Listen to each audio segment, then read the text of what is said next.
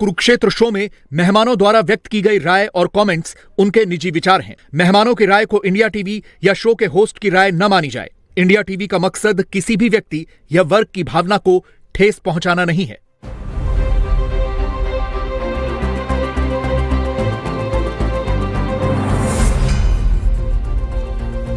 नमस्कार, बहुत स्वागत है आप सभी का। आप देख रहे हैं आपका प्रोग्राम कॉफी पर कुरुक्षेत्र। मैं हूं सौरभ शर्मा, आपके साथ वो प्रोग्राम जब बातें बिल्कुल खुलकर होती हैं और वो बताते हैं जो आपको कोई और नहीं बताता। वक्फ बिल को लेकर देश भर में बड़ा माहौल बनाया गया था, लेकिन अब वो कानून बन चुका है वक्फ अमेंडमेंट बिल पास होने के बाद। लेकिन जो तैयारी दूसरी तरफ से थी लोगों को भड़काने की और उनके रिलीजियस सेंटिमेंट्स पर आघात पहुंचा करके उनको सड़कों पर उतारने की, उसके कामयाब होने की पहली तस्वीर आपको मैं दिखाता हूं। इस वक्त मुर्शिदाबाद बंगाल से आ रही है।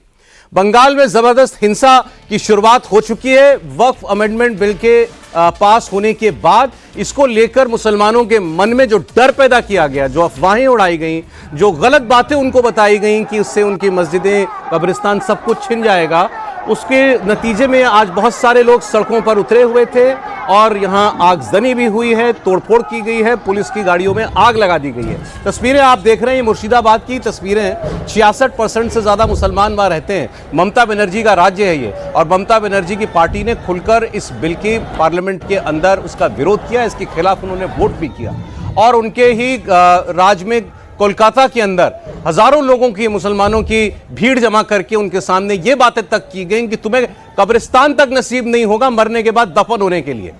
ये बातें सड़क पर सरेआम की जा रही थी, तो इसमें कभी तो लोगों को भड़कना ही था और वो हो गया। और शायद यही लोग चाहते भी थे। ये कहा गया कि अगर तुम प्रॉफेट मोहम्मद के सच्चे वारिस हो तो इस बिल को कभी मानोगे नहीं। अगर तुम अपनी शरीयत पर चलने वाले हो, अगर तुम नहीं चाहते कि सरकार तुम्हारे धर्म में दखलंदाजी करे, तो तुम इसका विरोध जरूर करोगे। और आप उस सब के नतीजे में ये देखिए तस्वीरें, मुर्शिदाबाद की तस्वीर, बंगाल की तस्वीर। आगजनी की गई है, पुलिस की गाड़ियों में आग लगाई गई है, पुलिस के ऊपर गुस्सा उतारा गया है। और ये करने की तैयारी तो पूरे देश में थी, लेकिन जहां जहां सरकारों ने सख्ती की, जहां जहां ऐसे भड़काऊ प्रदर्शनों की इजाजत नहीं दी गई, वहां शांति है। और जहां पर सड़कों पर खुलेआम कुछ भी कहने की मंजूरी दे दी गई, वहां की तस्वीर इस वक्त आप अपने टीवी पर देख रहे हैं। और ये जब मैं खबर आपको बता रहा हूं, आज प्रोग्राम में हम बात करने वाले थे वक्फ बोर्ड की, हम बात करने वाले थे कैसे लोगों को भड़काया गया, लेकिन तब तक हमें नहीं बिल्कुल भी नहीं था कि ऐसा कुछ भी कहीं हो जाएगा। लेकिन ये तस्वीर अभी अभी आई है जो मैं आपको दिखा रहा हूं। और प्रोग्राम में आपको मैं आज मिलवाने वाला था एक बहुत खास मेहमान से, मौलाना कौकब मुफ्तजा साहब से हमारे साथ स्टूडियो में मौजूद हैं वो, और उन्मा फाउंडेशन के अध्यक्ष हैं। मौलाना साहब बहुत स्वागत है आपका। प्रदीप सिंह जी प्रोग्राम में आए थे। प्रोग्राम जी बहुत स्वागत। प्रदीप जी आगा, दीपक चौरसिया जी हमारे साथ हैं। लेकिन बिल्कुल मुझे अंदाज़ा नहीं था कि ऐसे हमको प्रोग्राम की शुरुआत करनी पड़ेगी। मौलाना साहब को मैं सुन रहा था, इनके कुछ प्रोग्राम, तो मौलाना साहब ने कहा था कि देश में दो टाइप के मुसलमान हैं। वक्फ बिल के हवाले से ही वो बात कर रहे थे, एक जो इसका विरोध करते हैं और एक जो इसके समर्थन में थे, मतलब जो सरकार कोशिश कर रही है उसके समर्थन में और कुछ सरकार के खिलाफ।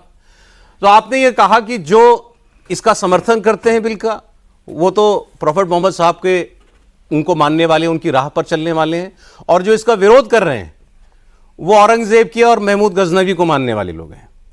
तो ये वही है। वक्फ संशोधन बिल और वक्फ भूमियाँ जितनी भी हैं और जिसने वक्फ की हैं, उसने एक अच्छी नीयत के साथ वक्फ की थी। ना आग लगाने के लिए वक्फ की हैं, ना उन्हें बेचने के लिए वक्फ किया है। वो विकास के लिए, मज़हब के लिए, गरीबों के लिए हैं। आग लगाने वाले या झगड़ा करने वाले, विरोध करने वाले, ये न उसके मुतवल्ली हैं, न ये उसके वक्फ करने वाले हैं।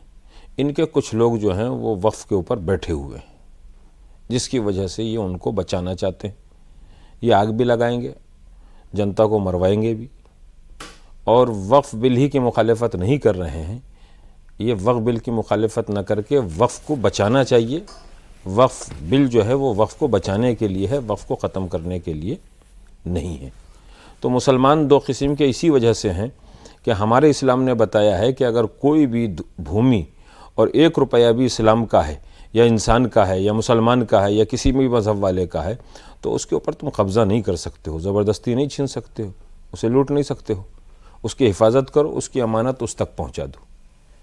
ये लोग वक्फ प्रॉपर्टी को अपनी मिल्कियत समझते हैं, जबकि वो इनकी मिल्कियत नहीं है। अगर इस्लाम की है तो सारे मुसलमानों की है, और इस मुल्क में है तो वो इस्लाम की भी है और इस मुल्क की भी है। वक्फ बोर्ड मुसलमानों का कोई शोबा नहीं है, मुसलमान उसे देखते हैं।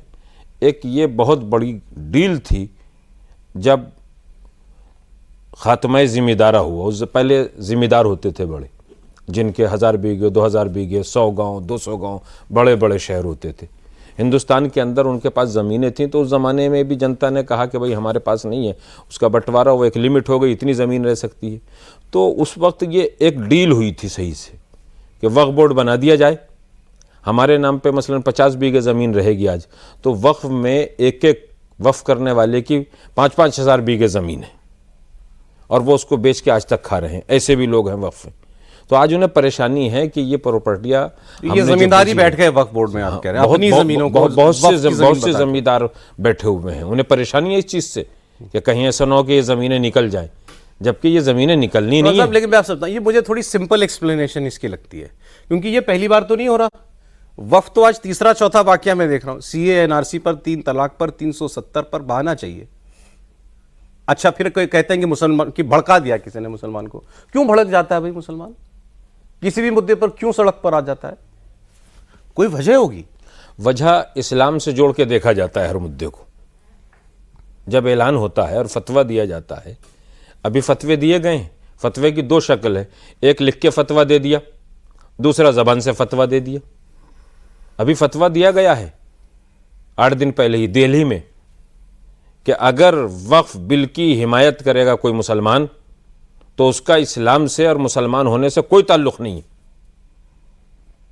मौलाना कल्बे जवाद साहब ने अपनी मीटिंग में कहा है, अपनी तकरीरों में कहा है, जो वक्फ बिल का समर्थन करेगा। वक्फ बिल किसका है? भारत सरकार का, पर्सनल हिंदुओं का नहीं है वक्फ बिल, न इसे हिंदुओं से जोड़ा जाए। अगर हिंदू मुसलमान से जोड़ा जाएगा तो कोई भी झगड़ा नहीं होने का है। ये बिल जो है सरकार का है, भारत का है। इस्लाम के नाम पर कोई कुछ भी कह देगा और मुसलमान सड़क पर आ जाएगा। इस्लाम के नाम के ऊपर कहने वाले को भी ये देखा जाएगा क्या ये सही कह रहा है कि गलत कह रहा है। वही तो मैं कह रहा हूं, वो क्यों नहीं देखते? वो क्यों देखेंगे? वो क्यों देखेंगे भाई? वो वक्फ पे बैठे हुए हैं, वो क्यों देखेंगे? जो सड़क पर उतर रहा है वो क्यों नहीं पूछ रहा? इसमें भी बहुत से आदमी हैं जो कल तक मुखालिफत कर रहे थे और आज बिल की मुखालिफत कर रहे हैं। कल कहते थे कि साहब कोई ऐसा हो कानून आ जाना चाहिए कि औकाफ पे जो काबिज बैठे हुए हैं उनसे ये सारे निकले।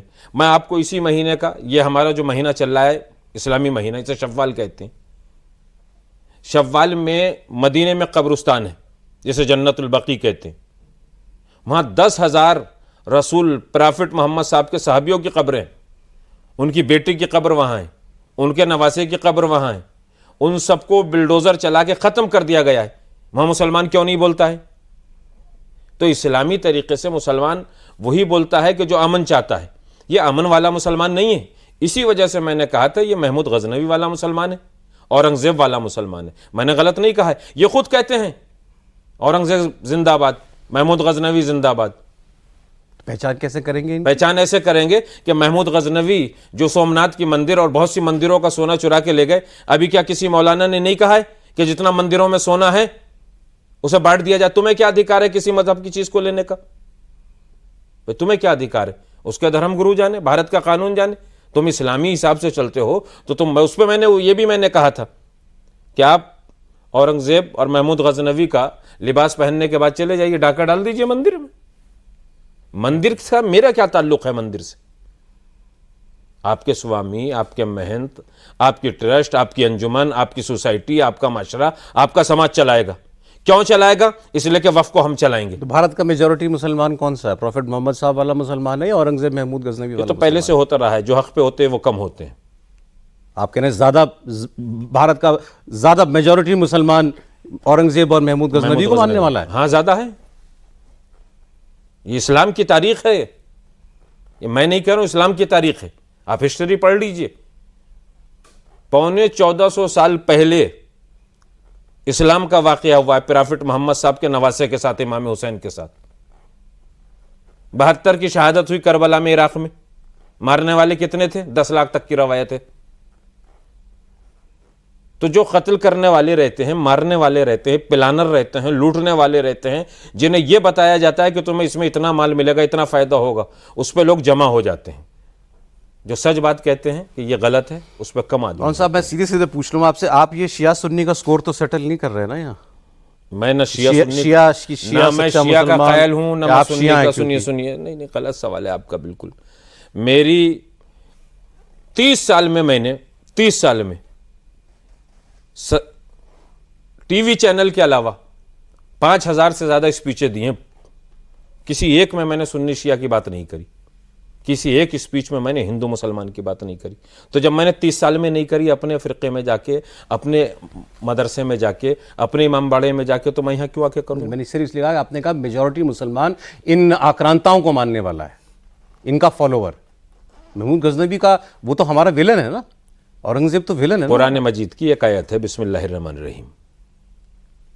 तुम्हें अगर अपनी जिंदगी गुजारनी है तो वैसे गुजारो जैसे रसूलुल्लाह ने फरमाया है। साहबी की बात नहीं आती है, ज़ौजा की बात नहीं आती है, फॉलोवर की बात नहीं आती है। यानी इस्लामी जितने कानून हैं उसमें प्रॉफिट मोहम्मद साहब को अगर फॉलोवर बनना है इस्लाम के हिसाब से तो तू मुसलमान है।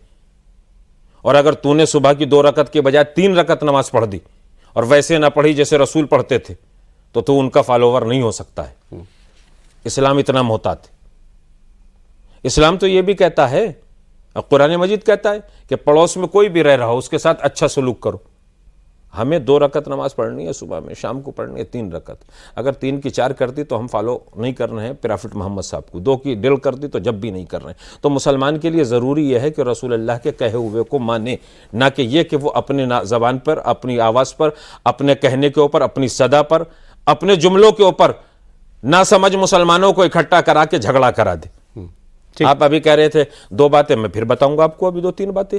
मैं अभी आता हूँ जरा इस पर, अभी जो घटना हुई इस पर मैं जरा बाकी दोनों हमारे मेहमानों की प्रतिक्रिया ले लें। सर, बंगाल से ही शुरुआत क्यों है? क्योंकि वहाँ कोई रोकने वाला नहीं बल्कि समर्थन करने वाले। जो वहाँ हुकूमत है, जो सरकार है, राज्य सरकार है, उसकी जो मुखिया है, उनको ये पॉलिटिकली सूट करता है। उनको लगता है इससे हमारा वोट बैंक मजबूत होता है। तो जाहिर है आप बताइए ना कि भाई देश के बाकी हिस्से भी तो हैं। अगर वक्त से मुसलमानों का नुकसान हो रहा है तो हिंदुस्तान भर के मुसलमानों का हो रहा होगा ना। सही। केवल बंगाल के मुसलमानों का तो नहीं हो रहा है। या ऐसा तो है नहीं कि केवल बंगाल में जो मुसलमान हैं वही कुरान को मानते हैं, वही प्रॉफिट मोहम्मद को मानते हैं, बाकी देश के दूसरे राज्यों में जो है वो नहीं मानते हैं, या उनके लिए कुरान अलग है, इनके लिए कुरान अलग है। ऐसा तो है नहीं। तो आप कहां भड़का सकते हैं, एक बात है, और भड़काने के बाद जो सड़क पर उतरे उनको प्रोटेक्शन कहां मिलता है? प्रोटेक्शन मिलेगा तो ये होगा। अभी सख्ती से अगर पुलिस इनसे निपटे, अगर सरकार ने ये कहा होता कि जो भी सड़क पर उतरेगा, दंगा फसाद करेगा, उस जो भी नुकसान होगा उसकी भरपाई उसी के पैसे से होगी, तो आप देखिए कितने लोग उतरते। भाई सवाल यह है कि मकसद क्या? आपका कोई नुकसान हो रहा है, वो आप विरोध करें, समझ में आती है बात। आपका फायदा हो रहा है, आप जो है विरोध में सड़क पे उतरे हुए हैं। क्यों? क्योंकि कोई कह रहा है और ये भी कह रहा है साथ में कि तुमको कुछ नहीं होने पाएगा। तो ये जो मैं मानता हूं ज्यादा गुनहगार वो है जो प्रोटेक्शन देते हैं इनको, जो इनकी रक्षा करते हैं। भड़काने वालों से ज्यादा, भड़काने वालों से ज्यादा। भड़काने वाले को तो आप कह सकते हैं कि भाई उनका अपना एक जो है वेस्टेड इंटरेस्ट है, कुछ एक ग्रुप का, भड़काने से उनको फायदा मिलता है। लेकिन जो इन भड़काने वालों को और जो भड़के हुए हैं दोनों को सुरक्षा दे रहे हैं, उनका क्या? भाई संविधान और कानून से देश चले, प्रदेश चले, ये जिम्मेदारी तो जो भी राज्य का मुखिया है उसकी है ना, जो सरकार है उसकी जिम्मेदारी है। अगर सरकार ही जो है संविधान को मानने से मना कर रही है, संविधान के मुताबिक चलने को तैयार नहीं है, ये दंगा क्यों होना चाहिए आप बताइए? इससे फायदा किसका हो रहा है? सुप्रीम कोर्ट गई हुई है, दुनिया जाके चैलेंज करे, किया हुआ है। जो भी इंतजार फैसला कीजिए आएगा जो कोर्ट मानिए। कहेगा। और क्या तरीका हो सकता है डेमोक्रेसी में? भाई दो ही तरीके हैं, या तो आप अदालत का फैसला मानिए या फिर जो है जनता का वोट के जरिए जो फैसला है वो मानिए। तीसरा तो कोई तरीका है नहीं। तो तीसरा तरीका ये खोजा गया है। ये ऐसे दबाव बन जाएगा। देखिए, दबाव बने ना बने, लेकिन बना के दबाव कर क्या बनाने नहीं, वो तो की कानून बन गया। दबाव बनाने की कोशिश तो होती है ना। यही लोग है ना जो शाहीन बाग, अभी मैं एक पैनलिस्ट को बोल रहा था, वो शाहीन बाग और जलियांवाला बाग की बात कर रहे थे। ऐसे ही बयान पकड़े जाते हैं और इन्हीं पर बवाल मचाया जाता है और इन्हीं को लेकर एक नैरेटिव तैयार किया जाता है। सीएए के खिलाफ 200 से ज्यादा पिटीशन पेंडिंग है सुप्रीम कोर्ट के अंदर, लेकिन उसके बाद भी शाहीन बाग हुआ ना, उसके बाद भी दिल्ली को जलाया गया ना, उसके बाद भी दिल्ली में दंगे हुए ना। और ये जो तस्वीरें आप देख रहे हैं ना, जो एक ही पैटर्न है, पत्थर मार रहे हैं, मुंह पर कपड़ा बंधा हुआ है, और ये पैटर्न में आपको कहीं एक भी पुलिस वाला नहीं दिखाई देगा। आपकी ही तस्वीरें हैं जो इंडिया टीवी पे इस वक्त मैं देख रहा हूं, कहीं पे एक भी पुलिस वाला आपको दिखाई नहीं दे रहा। पुलिस की गाड़ियां जलाई जा रही हैं, ये देखिए, कहीं ऐसा नहीं दिखाई दे रहा है कि जुलूस को नियंत्रित करने की कोशिश की जा रही है, क्योंकि बहुत आसान है ना। आपको पता है, ऐसे तो कई और इलाके भी हैं देश के अंदर जहां पर 50% से ज्यादा मुसलमान हैं। असम में भी है, करके देख ले, वहां पे क्या हाल होगी सबको पता है। क्या करने वाले हैं हेमंत बिश्व शर्मा, वहां नहीं करेंगे, लेकिन पश्चिम बंगाल में करेंगे, क्योंकि यहां से बड़ा एक स्ट्रांग नैरेटिव बनाया जा सकता है। और इसीलिए पश्चिम बंगाल इन तमाम चीजों का ब्रीडिंग ग्राउंड है। सब इस बात को जानते हैं, वहां की राजनीति किस तरीके की है। और ममता बनर्जी 3 बार से सत्ता में है, इसके पीछे एक बड़ा कारण वहां का मुस्लिम वोट बैंक है, जो सब कुछ जानता है। लेकिन जैसे हमारी पॉलिटिक्स बटी हुई है आज, आप बिल्कुल 2 खेमे बने हुए हैं। आप इधर हैं, सरकार की तरफ हैं, मोदी की नीतियों के साथ हैं, या आप दूसरी तरफ हैं, मोदी एंड आरएसएस बीजेपी। ऐसे ही मुसलमान भी क्या आज की तारीख में बटा हुआ है? मसलन जो जैसी बातें आप करते हैं, आप खुद को राष्ट्रवादी मुसलमान कहते हैं, कोई आपको सरकारी मुसलमान कहेगा। मैंने सुना आजकल लोग जो सरकार की हिमायत करने वाले मुसलमान हैं उनको सरकारी मुसलमान कहते हैं। कोई खुद को कहता है कि मैं लिबरल मुसलमान हूं, तो दूसरा कट्टर मुसलमान है। तो ये परिभाषा हो गई आजकल मुसलमान। मैं मुसलमान को तो सफाई नहीं दे सकता, चाहे मेरा है या मेरा दुश्मन है, लेकिन मैं और मेरा खुदा जानता है कि 1991 से हम लोग राम जन्म भूमि के बनाने के पक्ष में थे कि बननी चाहिए। 1991 से ना हम बीजेपी में थे, ना हमारा आरएसएस से मतलब है, और उसमें आज तक रहे। ये बात तो आरएसएस वाली है ना। आरएसएस से क्या मतलब होता है? आरएसएस से क्या मतलब होता है इस बात का? आपने राम मुझसे आपने ये पूछ लिया कि आप जन्नतुल बकी को बनाना चाहते हैं, दूसरों ने कब्जा कर रखा है, प्रॉफिट मोहम्मद की बेटी है। या आप मुझसे सवाल करेंगे ना, हमारे बैक में भी तो सवाल हैं बहुत से। आपका धर्म स्थल है, मैं क्यों रोकूं? मुझे नहीं रोकना चाहिए। वो कहते हैं हमारा है। सीएनआरसी पे कितना बड़ा जुल्म हुआ यहाँ मुसलमानों पे, भगा दिए गए।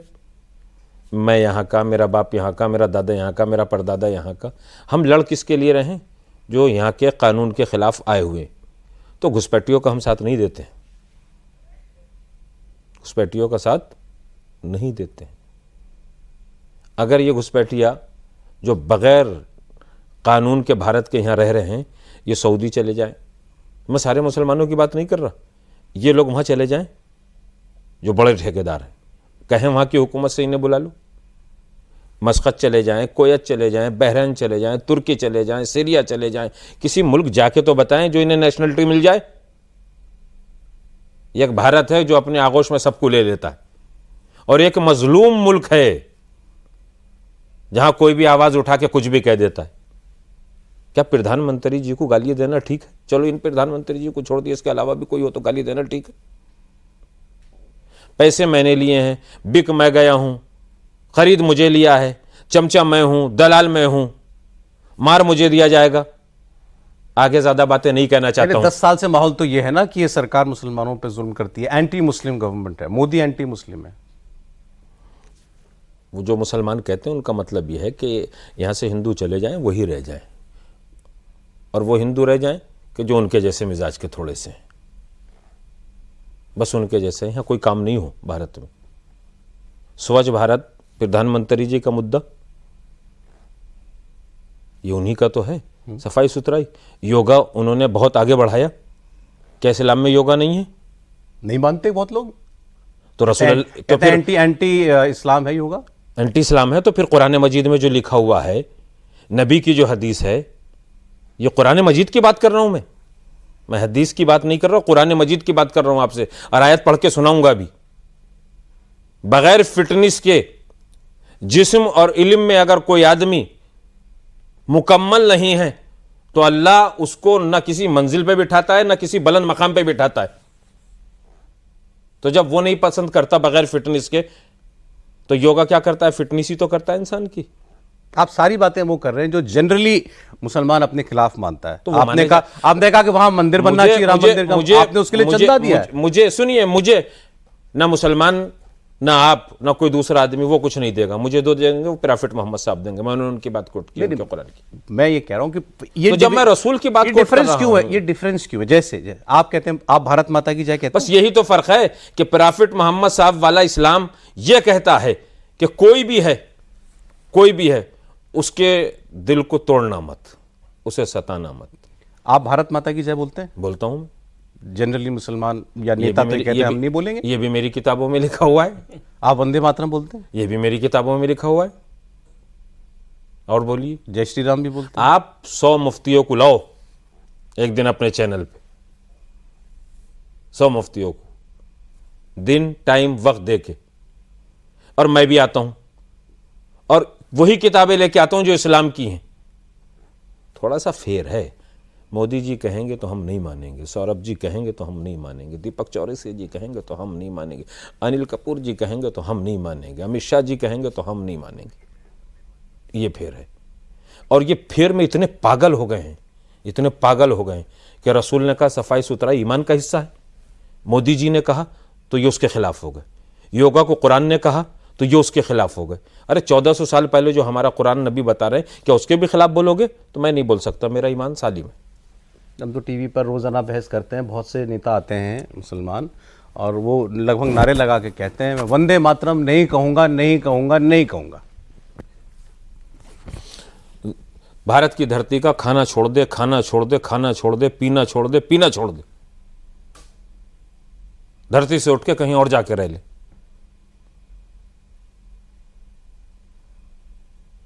कहीं रह तो ले वो इस धरती के अलावा, अगर भारत माता की जय नहीं कहेगा। आप अपनी पब्लिक स्पीचेस में भी कहते हैं, सभाओं में। मुरारी बापू जी की एक सभा चल रही थी दिल्ली में 5 साल पहले, उसमें मैंने मौला अली की जय और भारत माता की जय का जयकारा लगवाया। अच्छा। बाबा रामदेव जी भी हैं उसमें, सब बैठे हुए, मैंने लगवाया। 1 लाख 2 लाख कितना मजमा था, कितने श्रद्धालु थे, जहाँ तक निगाह जाती थी वहाँ तक थे। आप उसको उठा के देख लीजिए। भारत माता की जय और मौला अली का जयकारा मैंने वहाँ लगवाया। और जब मुझे किसी गद्दार मुसलमान के ऊपर शक होने लगता है कि ये भारत से प्यार नहीं करता है, तो फिर मैं जयकारा नहीं लगवाता हूँ, फिर मैं कहता हूँ हाथ उठा के लगा दे। मुँह तो कुछ भी चला देगा, कुछ और भी पढ़ देगा, लेकिन मैं हाथ उठवा देता हूँ, फिर वो हाथ नहीं उठाता बेचारा। और जो वंदे मातरम भारत माता की जय नहीं कहता वो गद्दार है। गद्दार है। मुझसे पूछो ना कैसे है, बताइए कैसे। भारत माता की जय, हम किसे मानते हैं? भारत माता हमारा जो है। आप क्या बनाते हैं भारत माता में? एक तस्वीर बनाते हैं, वो तस्वीर नक्शे के अंदर होती है, जो हमारे भारत का है मैप, उस मैप के अंदर होती है या नहीं होती है? उसी को भारत माता कहते हैं ना। भारत माता उसी को कहते हैं कि ये भारत माता ही है, इसी से हमें खाने को मिलता है, इसी से हमें पीने को मिलता है, ये हमारी माँ है। ये बात समझ में आ गई? मैंने बहुत कम शब्दों में कहा है। प्रॉफिट मोहम्मद साहब के चचाजाद भाई भी हैं और प्रॉफिट मोहम्मद साहब के दामाद भी हैं, प्रॉफिट मोहम्मद साहब की बेटी के शौहर भी हैं, और इमाम हसन और इमाम हुसैन के बाप भी हैं। मुसलमानों के 4 खलीफाओं में से चौथे खलीफा भी हैं, हजरत अली। नाम तो सुना होगा जी बिल्कुल। ये भी मेरा रखा हुआ नाम नहीं है, मुसलमान कह देंगे ये भी इसने रख दिया। अब उनका एक नाम है, जैसे हमारा माँ बाप ने एक नाम रखा, दूसरा कोई और रख देता है, ऐसी उनका एक नाम है अबू तुराब। 1-2 जगह नहीं, अरबों खरबों जगह किताबों में लिखा हुआ है। मैं नहीं कह रहा हूं कहीं से निकाल के लाके बता दिया मैंने। ये खिताब, ये नाम, ये लक़ब ये तमगा चौथे खलीफा को प्रॉफिट मोहम्मद साहब ने दिया है, उनका खुद का भी नहीं, हमारा पुकारा हो। अबू तुराब के, अब तर्जुमा सुनिए, ट्रांसलेशन क्या है। अबू बाप को कहते हैं, तुराब मिट्टी को कहते हैं, मिट्टी का बाप, वो मिट्टी के बाप हैं। ये हमारी आस्था है, आपकी नहीं। अब मुल्ला कह देगा साहब इन्होंने तो मिट्टी का बाप उन्हें बना दिया, तो ये माँ उनकी बेटी हो गई। हमारी किताबों में, फलसफे की कोर्स की किताबों में, जो अभी फाजिल कामिल की बात चल रही थी, एक हकीकी होता है, एक मजाजी होता है। बहुत सहल छोटी सी मिसाल में बता रहा हूं। एक बाप के दो बेटे हैं, दोनों हकीकी हैं। एक उन्होंने किसी से ले लिया, वो मजाजी है, बेटा बना लिया, वो हकीकी नहीं हो सकता है, वो हमारे यहाँ मजाजी है। तो एक माँ वो होती है जिसे हम किसी को भी कह देते हैं माँ भाई, क्या वो माँ और भाई हैं, मेरे बाप की औलाद है? नहीं, वो मजाजी माँ है। और हकीकी माँ कौन है? वो है जिसने हमें पैदा किया। ये जो अबू तुराब हैं, मिट्टी के बाप हैं, तो जब नबी ने कह दिया तो ये मिट्टी की जो है, हमारी धरती जो है, ये उनकी संतान में हुई या ना हुई? उनकी औलाद हुई या ना हुई? मजाजी हुई, हकीकी ना हुई? कम से कम उसी से मान लो कि ये कुछ रिश्ता है उनसे। तो ये नहीं मानेंगे। सुबह शाम नमाज में 10 मरतबा कहते हैं अल्हम्दुलिल्लाह रब्बिल आलमीन। आलमीन में ये धरती है, ये हज़रत माता है आलमीन में, मैं हूं आलमीन में, आप हैं आलमीन में, ये चैनल आलमीन में, ये है आलमीन। धरती को माँ कहने में कोई इस्लाम नहीं रोकता, कोई इस्लाम नहीं रोकता। माँ तो जिसने पैदा किया है वो एक है, लेकिन उसके अलावा बहुत सी माएँ होती हैं। ये इनकी किताबों में हकीकी माँ नहीं तो मजाजी माँ है। बहुत सारी बातें मौलाना साहब ने प्रतीक जी बहुत खुल के कह दी हैं। एक वाक्य जो उन्होंने कहा, दरअसल समस्या सुलझ नहीं रही है, उसकी एक बड़ी वजह है। इन्होंने कहा जो इस तरह के मुसलमान हैं और उसके अलावा उनके जैसा सोचने वाले जो हिंदू हैं, समस्या दरअसल उनको लाइफलाइन उनसे मिलती है। आज जो बंगाल में देख रहे हैं वो इसी वजह से, वो जो दंगा कर रहे हैं, फिर कह रहा हूं कि उनको सुरक्षा कौन दे रहा है, उनको बचा कौन रहा है? मौलाना साहब तो गए नहीं वहां लाठी लेके कि देखो तुम्हारे खिलाफ कोई कुछ करे तो हम बताते हैं। मैंने तो गालियों में भी किसी को गाली नहीं लिखी, मैं तो किसी के दरवाजे पे नहीं गया, मैंने तो किसी फिरके को बुरा नहीं किया, मैंने तो भारत की तारीफ की है। ये हो नहीं सकता कि मैं पाकिस्तान जिंदाबाद कह दूं, ना इनकी तलवारों से डर है। लेकिन आपने बहुत कुछ कहा है। आपने कहा कि भारत की टीम जब पाकिस्तान को हराती है तो बहुत से मुसलमान भारत में गम भी मनाते हैं। ये मैंने नहीं कहा है, ये करते हैं ऐसा। मैंने नहीं कहा, ये करते हैं। जुलूस नहीं उठाते थे, ये खुल के नहीं कह रहे हैं दोनों हजरात, अभी कहेंगे। अगर ताकत है बंगाल के मुसलमानों में जो विरोध कर रहे हैं, वहां भी हमारे साथ भी हैं मुसलमान, वक्फ बिल के साथ हैं, भारत के साथ हैं मुसलमान, तो ये यूपी में करें, अभी इनमें ताकत है। मैं जा रहा हूं अभी अपने घर, शाम को जाऊंगा रात को 9 बजे। 1 करोड़ मुसलमान है, जहां तक मैं जाऊंगा, जहां मुसलमान मैं रहता हूं वहां सबसे ज्यादा मुसलमान है उस कस्बे में, हिंदुस्तान के सबसे ज्यादा। 300-400 सिर्फ हिंदू हैं, 300-400, बाकी मुसलमान हैं। मुझे कोई डर नहीं है, ना मुझे सरकार की ज़रूरत है ना उसकी ज़रूरत। मैं जो पढ़ रहा हूँ वो कह रहा हूँ, जो लिखा है वो कह रहा हूँ, मैं अपनी तरफ से कुछ नहीं कह रहा, ना मुझे डर है। राम जन्मभूमि को पैसा दिया, अपनी जेब से दिया मैंने, मेरा अकाउंट चेक कराएं। तो आपको गद्दार नहीं कहते लोग? कहते हैं गद्दार तो बहुत छोटा लफ्ज़ है, गद्दार तो बहुत छोटा लफ्ज़। आप भी कह दीजिए गद्दार, तो मुझे कोई तकलीफ नहीं होगी। मैं तो वफादार हूँ किसी का। किसके? भारत का, इस्लाम का, इंसानियत का, मानवता का, विकास का।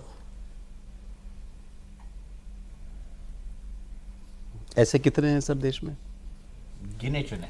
नहीं जी, ऐसा न कहिए आप। मैं कह रहा हूं सर, गिने चुने हैं बोलने वाले। नहीं, सुनिए, बिल्कुल मैं आपकी बात ही नहीं मानूंगा। मेरे ही 7 हज़ारों हैं। और है कितने?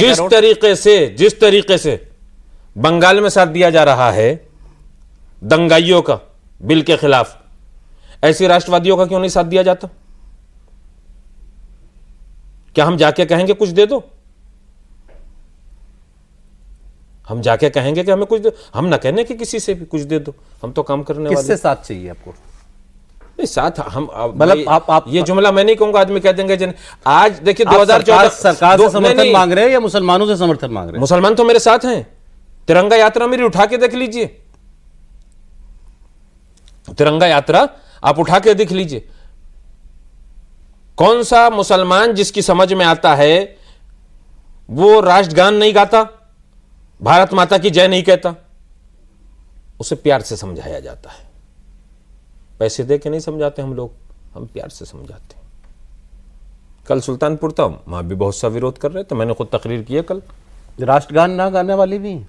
राष्ट्रगान ना गाने वाले, उसकी भी मुखालिफत करने वाले बहुत। वंदे मातरम गाने को लेके तो 2 देश बन गए भाई। आप 1905 से शुरू करिए, अभी वंदे मातरम नहीं गाएंगे, बुरा उसी ना आधार पर मानिएगा, तो 2 देश बने हैं। बुरा ना मानिएगा, समझे, अगर सही रिपोर्ट आएगी ना तो वो मुसलमान हकीकत में, मैं किसी के विरोध में, मैं किसी का नाम लेके नहीं कह रहा हूं, वो गद्दार है कि जो भारत से प्यार नहीं करता। जो सऊदी अरब में रह के सऊदी अरब का मुसलमान सऊदी अरब से प्यार न करे, वहां का भी तो गद्दार है। मेरे नबी ने कहा अपने वतन से प्यार करो। पर ज्यादातर तो ऐसे ही है ना सर, जो खाते यहाँ की है, गाते कहीं और की है।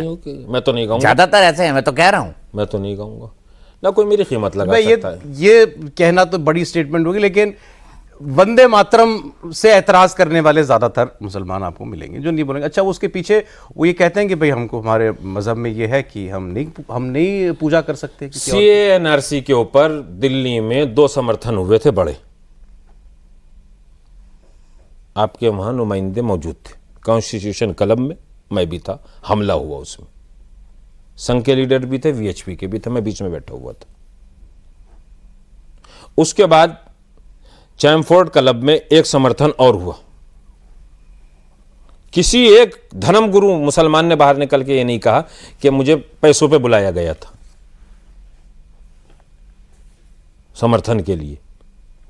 ना किसी एक मुसलमान को बीजेपी ने कहीं मेंबर बनाया, सरकार ने बनाया, कोई फंड दिया, ना किसी ने मांगा, ये भी याद रखिए। हम भारत के लिए काम कर रहा हूं, मैं पहले इंसानियत के लिए काम कर रहा हूं। मुझ पर अगर किसी भारत के किसी मिनिस्टर का, मंत्री का, बीजेपी का, RSS का, संघ का, किसी का कोई लिया हुआ दिया हुआ कहीं का, किसी पार्टी का कोई पैसा है तो मेरी इंक्वायरी कराई जाए। ये आपकी अपनी सोच है, जो आप मतलब मेरी सोच नहीं है, हकीकत है। ठीक है। सोच अयोध्या में आप मंदिर के साथ, आपने मंदिर को चंदा दिया, लाख रुपया, 1,10,000 रुपया। मथुरा काशी में क्या होना चाहिए? अयोध्या में मेरे पैसे से देने से नहीं, सही फैसला आने से। आप सौरभ जी सुनिए, सही फैसला आने से इस तरीके का झगड़ा नहीं हुआ जैसा आज हो रहा है बंगाल में। कोई झगड़ा हुआ राम जन्मभूमि पे? कोई झगड़ा हुआ राम जन्मभूमि के फैसले के बाद? ये बताइए कि उस फैसले को माना कितने लोगों ने? बस सभी ने मान लिया, बैठ गए खामोश। नहीं, दिल से किसने ने माना? सभी ने मान लिया। मैंने दिल कहा पे पत्थर सब रख के तो मान रसूल लिया। की बेटी का वहां रोजा नहीं बनवा रहे मदीने में। अरे सब तो वहां नहीं बनवा रहे ना सौरभ जी, आप क्यों ये बात पूछ रहे हैं बार बार? ये सब नहीं मानेंगे, सब नहीं। अगर ये सब मान लेते तो पाकिस्तान में मस्जिद में बम नहीं फूटता। ये भी मैंने फोड़ दिया।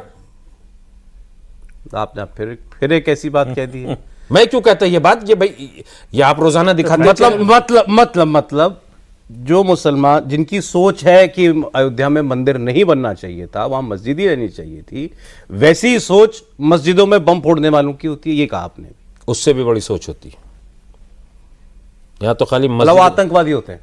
खाली मस्जिद और मंदिर का मैटर था, वहां तो मस्जिद के साथ नमाजियों को मारने का भी मैटर है।